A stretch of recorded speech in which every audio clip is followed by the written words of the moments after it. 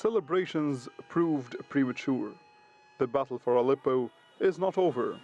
People took to the streets of government-controlled parts of Aleppo in anticipation of what they thought was a deal to evacuate civilians and remaining rebel fighters out of eastern Aleppo. But the deal did not go through. Buses waited for hours, empty. Both sides in the conflict blamed the other. A Syrian military source tells CCTV that the deal fell apart when rebels refused to provide lists of those wanting to leave and kept changing the numbers of those leaving, starting with 2,000, then 4, then all the way to 10,000. The same source accused militants of using the ceasefire to regroup and attack government forces. Meanwhile, government forces pushed ahead towards 3 districts that remain under rebel control: Al-Ansari, Mashhad, and As-Sukkari.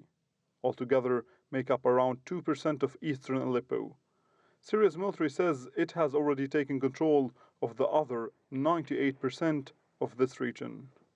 The volunteer civil defense group, known as the White Helmets, accused the government of executing civilians in areas it recently took. Our worry is that Assad forces maybe will come to us and there will be big massacre like what happened yesterday in Al-But al-Qasr. More than 82 people were executed. But the Syrian government denies the reports. I firmly and 100% reject the allegations put by certain members of the Security Council in this statement, talking about acts of revenge, summary execution and terror waged against Syrian civilians by the Syrian government and its forces. And in Damascus, Syrian President Bashar al-Assad told Russian TV stations that ISIL's recent move on the ancient city of Palmyra aims at distracting the Syrian army from its mission in Aleppo.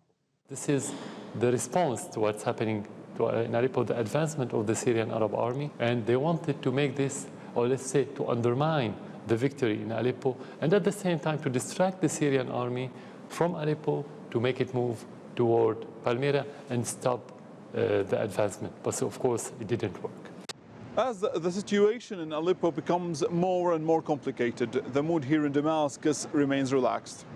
The government appears confident of victory in the north, and officials here seem to believe that the odds are in favor of President Assad for the first time since 2011. Alaa Ebrahim, CCTV, Damascus.